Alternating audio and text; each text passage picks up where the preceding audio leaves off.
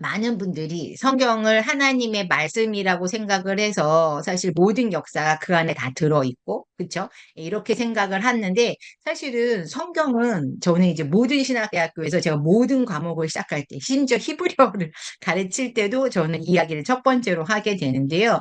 성경은 인간의 역사를 쓰려고 쓴 책이 아닙니다. 절대 아닙니다. 그 인간의 역사를 담으려고 그 목적으로 쓰여진 책이 아니라 성경은 좀 전에 말씀하신 것처럼 하나님의 은혜의 역사가 어떻게 이스라엘을 사용하셨는가 하나님의 은혜의 역사를 쓰려고 한 거지 인간의 역사를 쓰려고 한 게 아니다 보니까 하나님의 은혜의 역사의 관점에서만 중요한 역사나 사람들이 등장을 하게 되어져 있어요. 일반인들이, 그러니까 조금 전에 이제 언급하셨을 때 다양한 역사성만을 자꾸만 강조하려고 하는데 사실은 우리가 고고학적으로 봤을 때 어떻게 발견이 되냐면 사람의 인장이 발견이 돼요. 인장이 뭐냐 우리나라 도장 같은 게 발견이 되거든요. 우리나라 도장인데 도장에 보통 우리는 이름만 쓰여져 있는데요. 이 고대 이스라엘과 이쪽 지역에서는 중동 지역에서는 그 사람의 직업이 쓰여져 있어요. 직업이나 혹은 그 사람의 가문이나 명칭 같은 게 쓰여져 있습니다. 그래서 실제로 저희가 히스기야께 발견이 됐고요.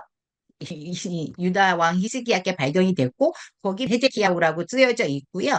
그 다음에 이사야 거도 발견이 됐어요. 선지자 이사야. 선지자는 나비라고 써 있어요. 나비 이자야후라고 해서 아예 나비 이렇게 써 있거든요. 근데 이 사람들은 실제로 성경에도 있었고 인장을 썼다라는 거. 인장을 썼다라는 건 무슨 얘기냐면 내가 계약을 하고 도장을 찍었다는 얘기거든요. 그렇죠? 계약을 하고 도장을 찍을 수 있는 사람만이 인장을 가질 수 있는데 어떤 사람의 인장이 발견되냐면 성경에는 전혀 등장하지 않는 사람, 왕의 딸, 그런 공주죠.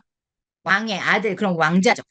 근데 성경에 안 나오는 사람들 인장이 나와요. 그럼 그 사람들은 존재하지 않았던 사람들일까요? 존재했던 사람들이에요.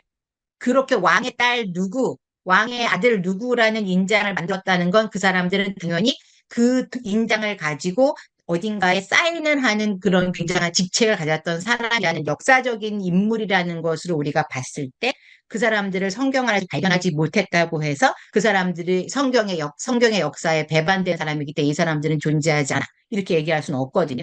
사실은 성경은 필요한 역사만 기록되어져 있어요.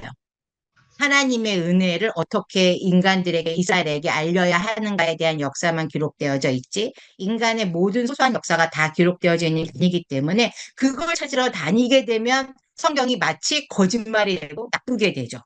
이거는 맞지 않는다라고 생각을 하는데, 그런데 놀라운 건 뭐냐면 그 생각을 하신 상태에서 이성적으로 성경의 내용들을 이렇게 쭉 읽다 보면 너무 놀라운 게 뭐냐면 고증하고 싶지 않아도 고증이 돼요.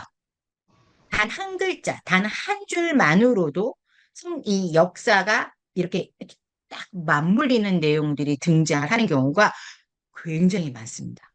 그래서 놀라워요. 놀라울 정도로, 이게 이렇게 한 글자인데 이게 있다고 아주 쉬운 예를 하나만 드리면, 창세기 10장에 보면 뭐 누가 등장하냐면 니물롯이라고 하는 사람이 에렉이라고 하는 것을 점령하여 거기에 나라를 세우고 굉장히 용감한 용사가 있었다라는 말씀이 등장을 하거든요. 니물롯이라고 하는 땅은 실제로 존재하는 땅이고요. 아마도 이 창세기 10장에 등장하는 이 니므롯이라고 하는 사람의 시대적 배경을 봤을 때는 아카드라고 하는 나라가 건설되었을 때고 아카드의 첫 번째 왕 사르곤이었을 확률이 굉장히 높다라고 역사적으로 보고 있어요. 근데 그 단 한 줄 써 있어요. 근데 그게 역사적으로 맞는 사람들이 등장을 합니다. 그러니까 그런 걸 봤을 때 성경이 생각보다는 굉장히 역사적인 배경을 가진 상태에서 하나님의 은혜의 역사를 쓰다 보니 이런 부분들이 등장을 했다라고 하는 거고요. 가장 잘못된 게 이 성경 고고학, 성서 고고학이라는 말을 했던 이유 중에 하나가 성경에 있는 것만 다 맞다라고 생각을 한 거예요. 성경에 있는 사람을 고집하고 성경에 있는 장소를 찾으러 다녔거든요. 근데 안 맞는 경우가 되게 많았어요. 예를 들어 알브라이트라고 하는 굉장히 유명한 학자 같은 경우는 땅을 찾았는데 뭐라고 얘기했냐면 이 사람은 무조건 도시를 전부 다 뭐라 그러냐면 이건 브엘세바야. 근데 브엘세바가 아니었어요. 음. 예, 그 문제가 되게 심각했었던 적이 있었거든요. 그래서 이 네네. 성경 고고학으로 해서 고고학이라고 하는 걸로 조금 더 고고학을 가지고 성경을 접근하는 방법이 저희가 하는 방법이라고 말씀을 드릴 것 같습니다.